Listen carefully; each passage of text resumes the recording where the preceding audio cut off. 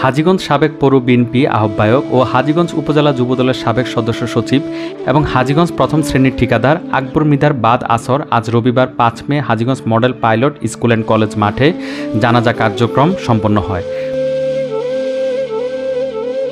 প্রায় হাজার হাজার মুসল্লি উক্ত জানাজায় অংশগ্রহণ করতে দেখা যায়।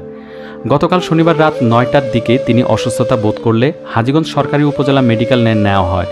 সেখানে ইসিজি করলে হৃদকম্পন না পাওয়ায় পরিশেষে হাজীগঞ্জ বিসমিল্লাহ হাসপাতালে নিয়ে আসলে ডাক্তার তাকে মৃত ঘোষণা করেন।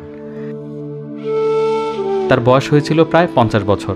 তিনি স্ত্রী, 2 মেয়ে, 1 ছেলে রেখে গেছেন।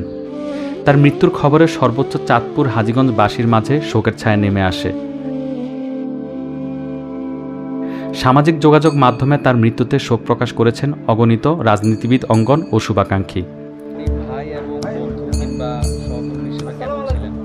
আমার আকবর হোসেন মৃধার অকাল মৃত্যুতে আমি অত্যন্ত বেশি শোকাহত। আকবর হোসেন মৃধা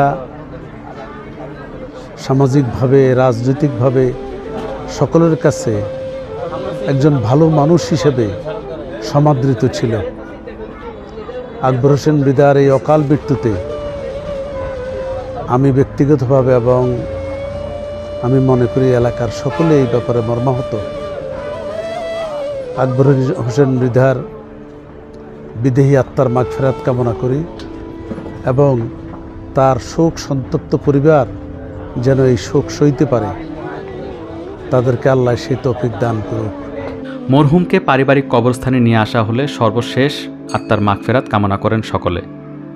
রাজনীতিবিদ, শুভাকাঙ্ক্ষী, স্কুল সহকর্মী সহ মরহুমের নিকট পুষ্পস্তবক অর্পণ করেন।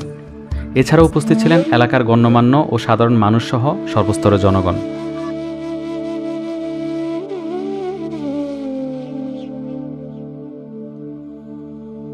Subrata Bappi, be positive online news portal.